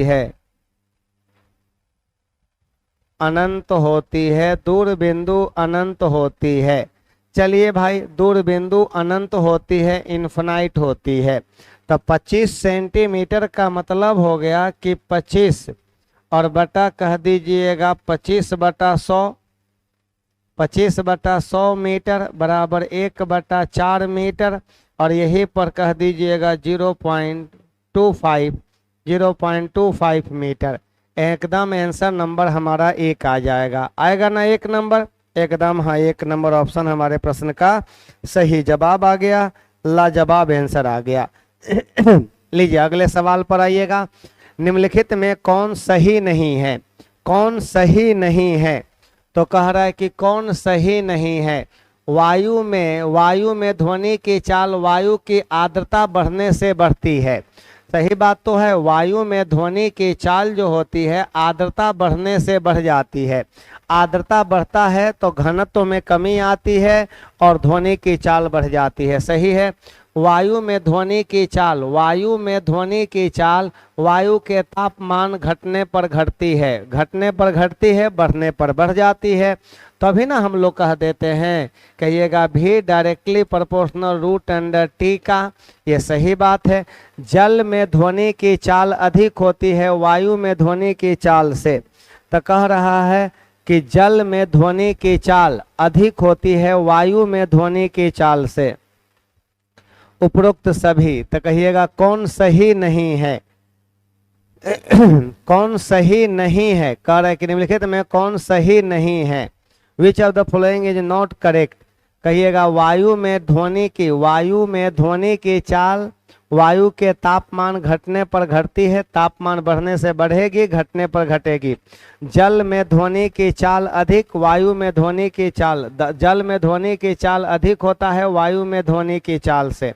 तो कह दिया जाए ध्वनि की जो चाल होती है, चाल सबसे ज़्यादा ठोस में होती है, उससे कम द्रव में होती है और सबसे कम जो होती है गैस में होती है। सबसे कम किस में होती है? तो ये गैस में होती है। तो बता दीजिएगा जवाब कौन होने वाला है? तो कहिएगा वायु में, देखिए जल में ध्वनि की चाल अधिक, वायु में ध्वनि की चाल से। तो कह रहे निम्नलिखित में कौन सही नहीं है? उपरोक्त सभी। तो कहिएगा उपरोक्त सभी सही है। तो कह रहे कि सही है कर दीजिए तो और अच्छा रहेगा। आपका निम्न में कौन सही है? कौन सही है, तो कहिएगा सब का सब सही है। Which of the following is are correct हो गया, करेक्ट कर दीजिएगा, तब यहाँ पर कहिएगा ऑल ऑफ दीज हो जाएगा, तब यहाँ पर हो जाएगा ऑल ऑफ दीज हो जाएगा, सभी का सभी हो जाएगा, तब ये ठीक ना। हाँ, ये सब का सब हो जाएगा, ऑल सही है, सभी का सभी सही है, सब सही है, वहाँ से हम नहीं हटा दिए। सोयाबीन में नाइट्रोजन स्थिरीकरण के लिए जिम्मेदार बैक्टीरिया कौन है? सोयाबीन में तो नाइट्रोजन स्थिरीकरण वाला जीवाणु राइजोबियम होती है। क्या होती है? राइजोबियम। तो नाम है उसका राइजोबियम, सब जगह तो राइजोबियम है। अब आ जाइएगा ट्राइफोलाई या लेगुमिनोसैरम, तो बताइए इसका जवाब आप लोग बता दीजिए कौन सा होने वाली है। फटाफट इसका जवाब दे दीजिए आप लोग जवाब दे दीजिए आप लोग यहाँ पर 49 का। ये लीजिए भाई 49 का कैसे आप समझ गए? जल्दी जल्दी फटाफट बतला दीजिएगा। सोयाबीन में नाइट्रोजन स्थिरीकरण के लिए जिम्मेदार बैक्टीरिया कौन है?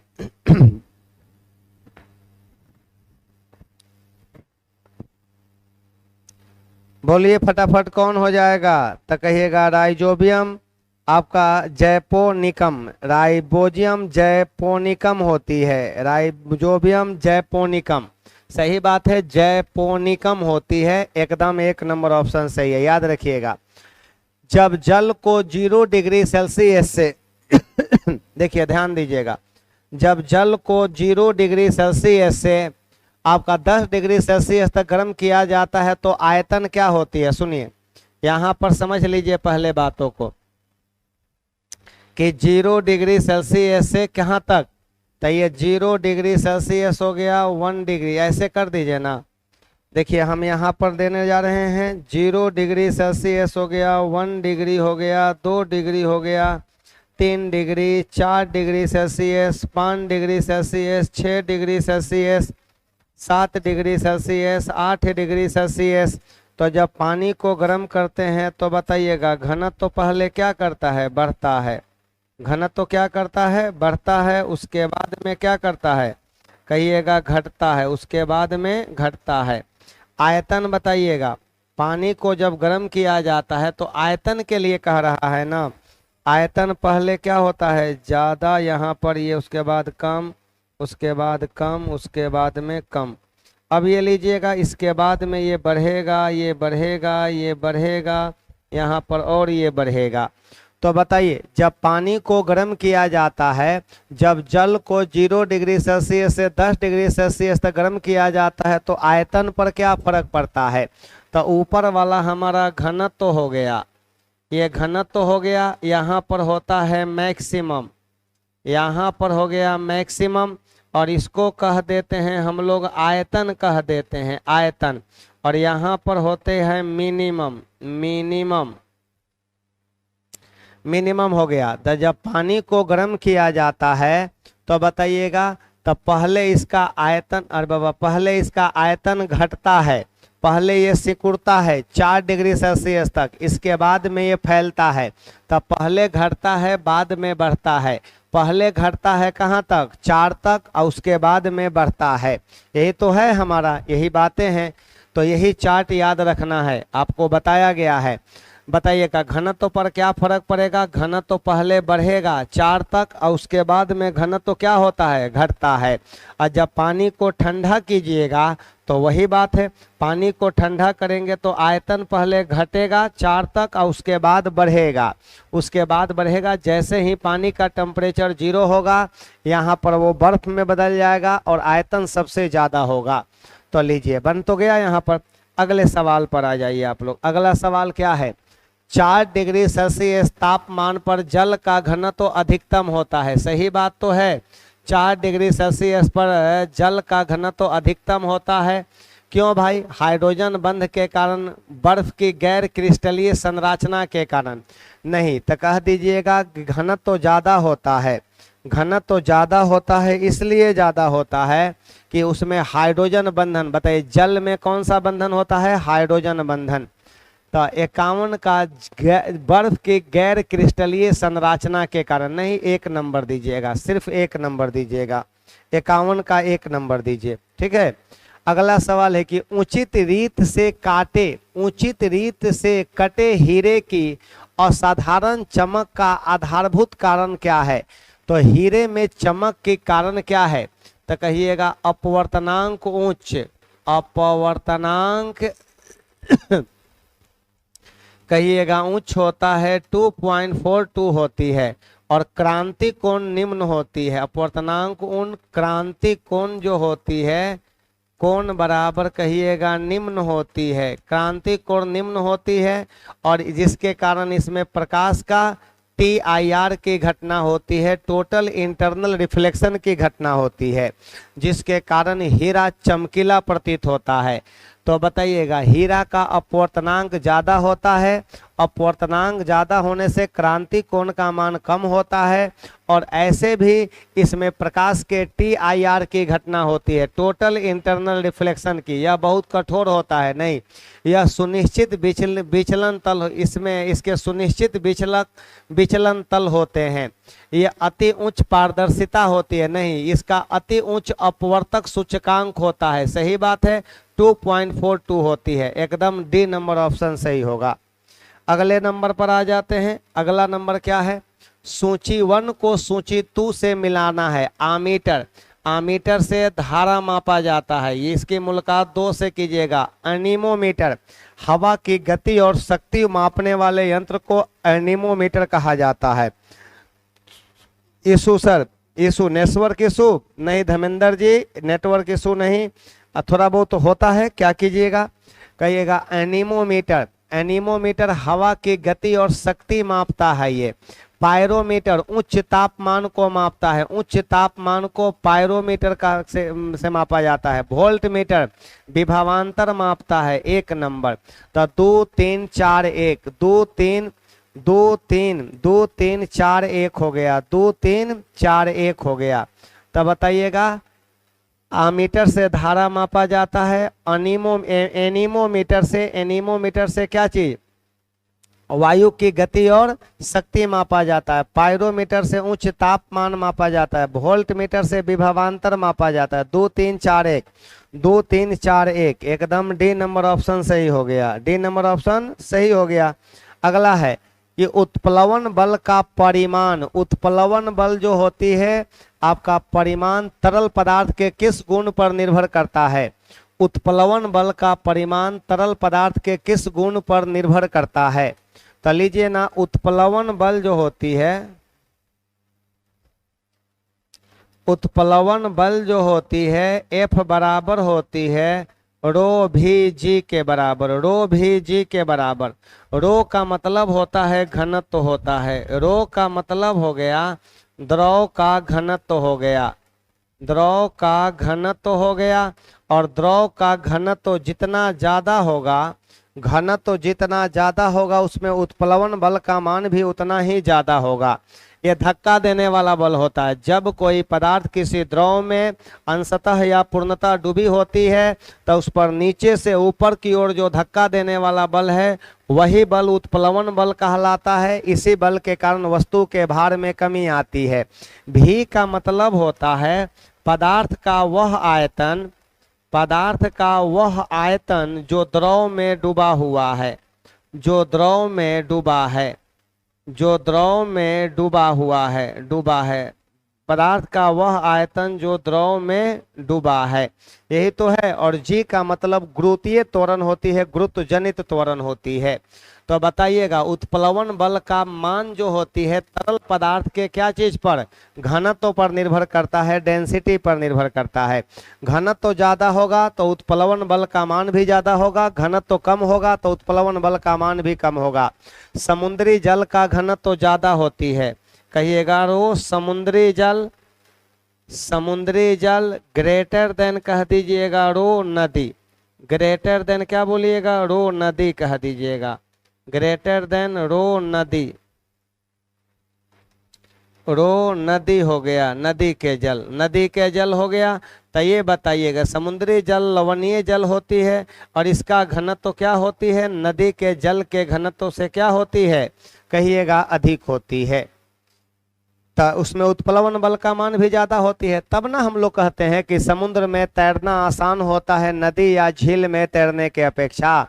एक जहाज है वो नदी से समुद्र में जाती है तो थोड़ा उठ जाती है क्योंकि धक्का देने वाला बल का मान बढ़ गया, क्योंकि समुद्री जल लवणीय जल है, इसका घनत्व ज्यादा होता है जिसके कारण उत्प्लवन बल का मान भी ज्यादा होगा। रबर को कठोर बनाने के लिए, रबर को कठोर बनाने के लिए निम्नलिखित में से किस रासायनिक प्रक्रिया का उपयोग किया जाता है, तो कहा जाएगा कि प्राकृतिक रबर आइसोप्रीन का बहुलक होता है। पहली बातें समझ लीजिएगा, प्राकृतिक रबर प्राकृतिक रबर आइसोप्रीन, आइसोप्रीन का बहुलक होता है, बहुलक होता है, प्राकृतिक रबर आइसोप्रीन का बहुलक होता है। और याद रखिएगा प्राकृतिक रबर में गंधक मिलाने की प्रक्रिया को, प्राकृतिक रबर में गंधक मिलाने की प्रक्रिया को, गंधक माने क्या होती है, सल्फर, सल्फर मिलाने की प्रक्रिया को, मिलाने की प्रक्रिया को वल्कनीकरण कहा जाता है। वल्कनीकरण, क्या बोलते हैं, वल्कनीकरण, वल्कनीकरण कहा जाता है, वल्केनाइजेशन कहा जाता है। इससे रबर की मजबूती और इलास्टिसिटी बढ़ जाती है, इससे रबर की मजबूती, इससे रबर की मजबूती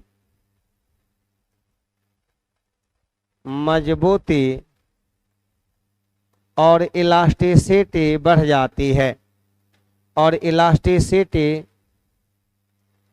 इलास्टिसिटी बढ़ जाती है। तो एक बात बताइएगा, बढ़ जाती है अर्थात पहले से अधिक कठोर हो जाता है, अर्थात पहले से अधिक कठोर हो जाता है, अधिक कठोर हो जाता है। पूरी कहानी लिख दिए हम यहाँ पर, ये रहा आपका जलवा। अब बताइए पहले से ज़्यादा कठोर हो जाता है, ज़्यादा इलास्टिक हो जाता है। आपका नाम क्या है सर जी? आपका, मेरा नाम शैलेंद्र कुमार है। और शायद आप लोगों में से कितने आदमी पहचानते हैं, हम एक संस्थान में नहीं बहुत तरह के संस्थान में हम पढ़ा चुके हैं।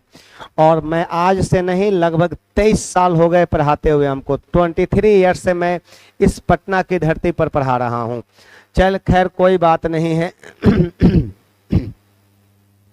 चलिए आगे बढ़ जाते हैं। प्राकृतिक रबर आइसोप्रीन का बहुलक होता है। प्राकृतिक रबर में गंधक मिलाने की प्रक्रिया को वल्कनीकरण कहा जाता है। यही तो है हमारा, वल्कनीकरण कहते हैं। आगे बढ़ जाते हैं। आप बताइए आवेग की इकाई क्या होती है? आवेग को इंग्लिश में इम्पल्स कहते हैं। आवेग जो होती है, इम्पल्स की बात करते हैं, इम्पल्स। तो आवेग जो होती है ना, कहिएगा जब किसी वस्तु पर बहुत बड़ा बल, जब किसी वस्तु पर बहुत बड़ा बल बहुत ही कम समय के लिए लगता है तो उस बल और समय के गुणनफल को आवेग कहते हैं। आवेग और संवेग का मात्रक और बीमा समान होती है। आवेग I बराबर F इंटू डेल्टा टी। तो इसका यूनिट अगर पूछ दिया जाए कि SI यूनिट क्या होता है, तो न्यूटन गुने सेकेंड होती है। और नहीं तो और इसको तोड़ सकते हैं, kg मीटर सेकेंड माइनस 2 गुने सेकेंड। तो इसी को लिख दीजिएगा kg मीटर सेकेंड माइनस 1। ऐसा कोई है? तो ऐसा नहीं देकर ऐसा दिया है, न्यूटन गुने सेकेंड हो गया। हो तो गया, न्यूटन गुने सेकेंड हो गया। अगली बातों पर आ जाते हैं। अब इसको बनाइए आप लोग। ये तो भाई याद करना पड़ेगा, हर एक का डेंसिटी अलग अलग होती है। चलिए, हर एक का डेंसिटी अलग अलग होती है। इसका जवाब दे दीजिए। घनत्व के आधार पर लकड़ी, जल, अल्कोहल, तारपीन के तेल का आरोही क्रम में से कौन विकल्प है? तब बताइए आरोही क्रम का मतलब क्या होता है, बढ़ते क्रम में। तो सबसे कम घनत्व जो होती है लकड़ी का होती है। और अल्कोहल की बात करते हैं तो अल्कोहल का जो होता है ना, अल्कोहल का होती है लगभग होती है 790 के आसपास होती है। तो लकड़ी अल्कोहल, तारपीन का तेल और यहाँ पर जल। तो ये बी नंबर ऑप्शन सही हो जाएगा इसका। ये बी नंबर ऑप्शन हमारा सही हो जाएगा, इसका बी नंबर ऑप्शन सही हो जाएगा, ठीक ना। तो बताइएगा राइट ऑप्शन इज कौन हो जाएगा, बी नंबर आप लोग सही कर लीजिएगा, 57 का बी नंबर। चलिए आगे बढ़ जाते हैं हम लोग, अब आगे आ जाते हैं। मनुष्य की आंख में किसी वस्तु का प्रतिबिंब कहाँ बनता है। तो कहिएगा मानव नेत्र किसी वस्तु का प्रतिबिंब जो होता है सबसे अंतिम परत रेटिना पर बनाता है। रेटिना पर, कॉर्निया पर, तो कहिएगा बाहरी सब आंख की सबसे बाहरी लेयर का भाग होता है। नेत्र प्रत्यारोपण में कॉर्निया भाग लेता है, नेत्र प्रत्यारोपण में भाग लेता है। नेत्र प्रत्यारोपण में भाग लेता है, सही बात है सर। पुतली नहीं, दृष्टि पटल रेटिना पर बनता है। कैसा बनता है, वास्तविक उल्टा। कैसा बनता है तो कहिएगा वास्तविक बनता है तथा उल्टा। वास्तविक उल्टा तथा वास्तविक प्रतिबिंब उल्टा ही होता है। वास्तविक उल्टा तथा वस्तु के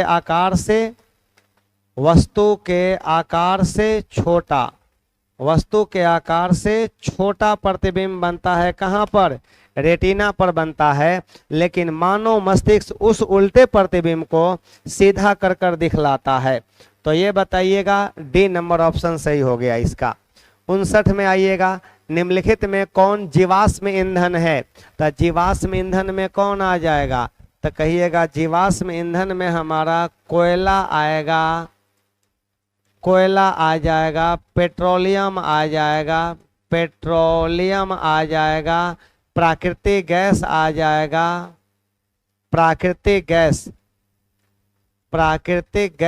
जाएगा, ये सब का सब जीवाश्म ईंधन में। इसलिए प्रश्न का सही जवाब ऑप्शन नंबर डी हो जाएगा। ऑप्शन नंबर डी हमारे प्रश्न का सही में जवाब आ गया। अगला सवाल देखिएगा, ओजोन छिद्र के लिए कौन उत्तरदायी है। ओजोन छिद्र जो होती है, ओजोन परत की मोटाई में कमी। कहिएगा ओजोन परत की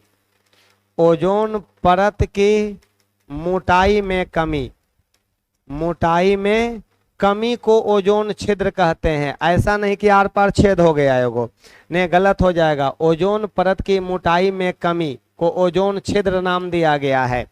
और एक बात बताइएगा, इसकी मोटाई को डॉप्सन इकाई में मापी जाए। ओजोन परत की मोटाई डॉप्सन इकाई में मापी जाती है। कहिएगा डॉप्सन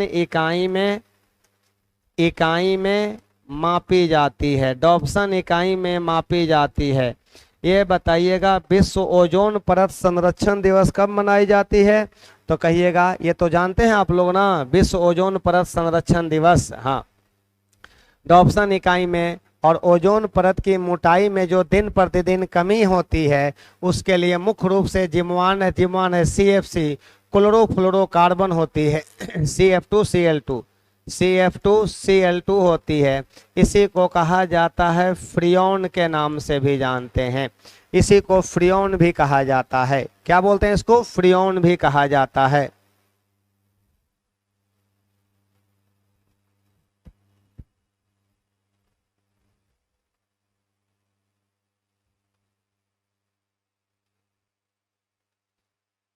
चलिए आगे बढ़ जाते हैं हम लोग, नेक्स्ट क्वेश्चन की ओर आ जाते हैं। और बताइए बन गया ना ये। अगला सवाल क्या है जरा देख लीजिए आप लोग।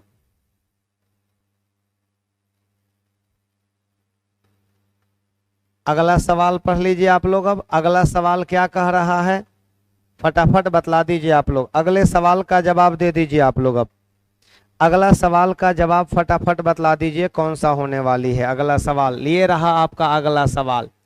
बताइएगा अगला सवाल, निम्नलिखित में से निम्नलिखित में से क्रायो बैंक निम्नलिखित में से कौन बैंक भाई मेरे? तो कह रहा है कि निम्नलिखित में से क्रायो बैंक,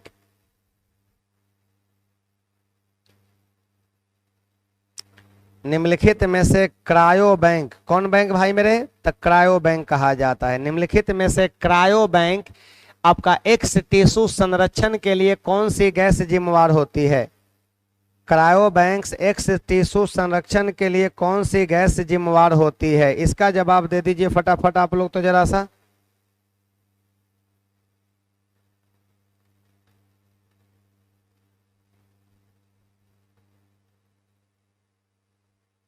बताइए जल्दी जल्दी बता दीजिए आप लोग, फटाफट बता दीजिए इसका आंसर कौन होने वाला है।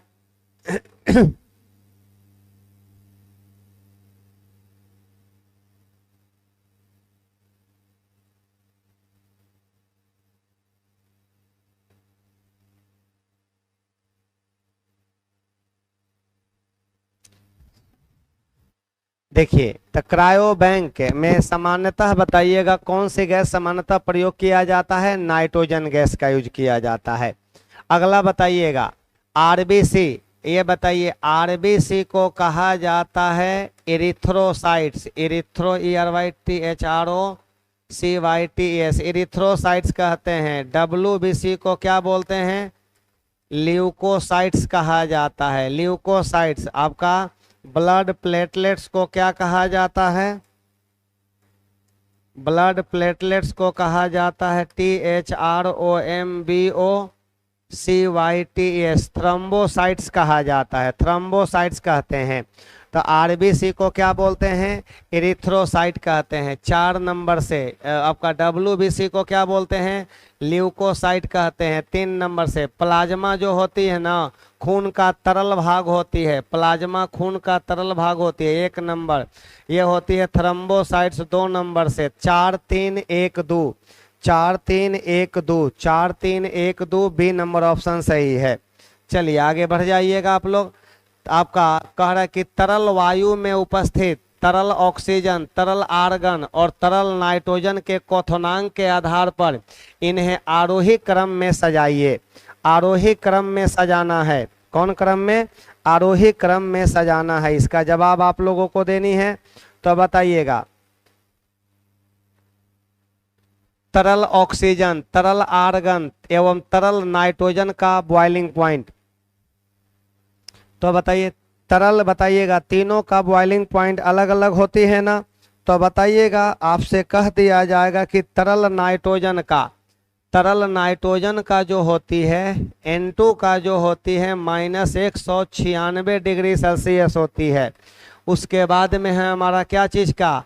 आर्गन का होता है। तो आर्गन का कितनी होती है? तो ये बता दीजिएगा सर आर्गन का कितना होती है, ठीक ना। आर्गन का अगर पूछ दिया जाए तो आर्गन का तरल ऑक्सीजन का, तरल नाइट्रोजन का और तरल आर्गन का। तो आर्गन का यहाँ ऑक्सीजन का कर दीजिएगा -183 डिग्री सेल्सियस और यहाँ पर होती है -186 डिग्री सेल्सियस होती है। यही तो कहानी है हमारा। तो बताइएगा कोई ऑप्शन है क्या? तब बताइएगा ऑक्सीजन का होती है -183। तरल आर्गन का बॉइलिंग पॉइंट कितनी?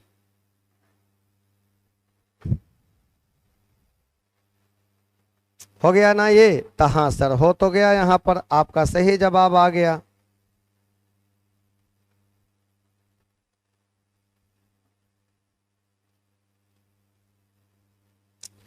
तो कौन होने वाला है ये बताइएगा। आरोही क्रम में, आरोही क्रम का मतलब क्या हो गया? आरोही क्रम का मतलब होता है बढ़ते क्रम में, बढ़ते क्रम में बताइएगा, बढ़ते क्रम में, बढ़ते क्रम में, बढ़ते क्रम में कहा जा रहा है। इंक्रीजिंग ऑर्डर में कह रहा है, बढ़ते क्रम में कह रहा है। तो बताइएगा बढ़ते क्रम में तो सबसे बताइएगा सबसे कम, उसके बाद में हमारा ऑक्सीजन, उसके बाद में हमारा argon. Boiling point of argon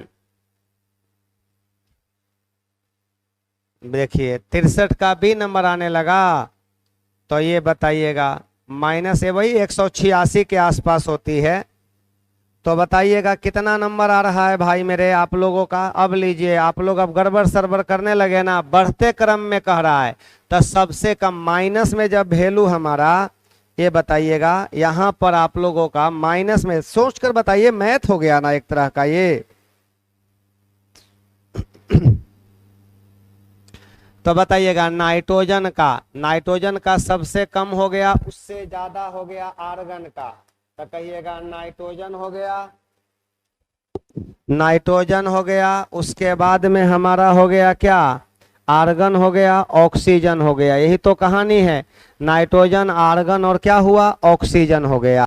अगले सवाल पर आ जाइएगा।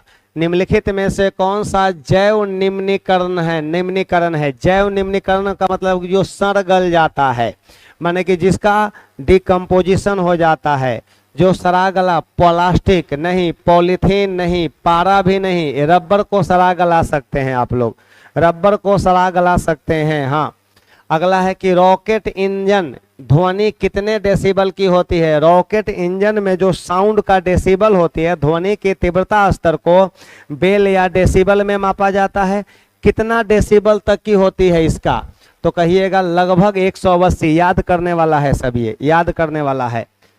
अगला है 66 नंबर सवाल में, एक पौधा जिसमें नाइट्रोजन की कमी है, छोटे कद का एवं हल्के हरे और पीले रंगों की पत्तियों जैसे लक्षण दर्शाएगा। सही है, नाइट्रोजन हरी पत्तियों के विकास के लिए जिम्मेदार होती है। सही कुट, ए और आर दोनों सही है। आर ए का सही स्पष्टीकरण है, एकदम सही है। 66 का कौन नंबर होगा, 1 नंबर हो जाएगा। अगला सवाल का जवाब बताइएगा। कल ही बताए थे ब्लीचिंग पाउडर का सूत्र क्या होती है। ब्लीचिंग पाउडर का सूत्र बता दीजिएगा कौन सा होने वाला है इसका, तो बता दीजिए फटाफट आप लोग। ब्लीचिंग पाउडर का सूत्र कौन सा होने वाला है भाई मेरे, तो कहिएगा CaOCl2, यही होती है ब्लीचिंग पाउडर का। इसको कहते हैं, कहिएगा मार्बल कहिए, चाहे इसी को कहा जाता है खड़िया कहा जाता है, चाहे इसी को कहा जाता है चौक कहा जाता है, चाहे इसी को कहा जाता है चूना पत्थर भी कहा जाता है।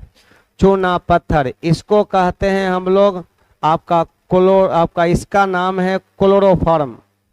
क्लोरोफॉर्म कहा जाता है, इसको कहते हैं क्लोरोफॉर्म कहते हैं। ट्राइक्लोरोमीथेन, ये क्लोरोफॉर्म होता है, ट्राइक्लोरोमीथेन होती है। ट्राइक्लोरोमीथेन METHANE,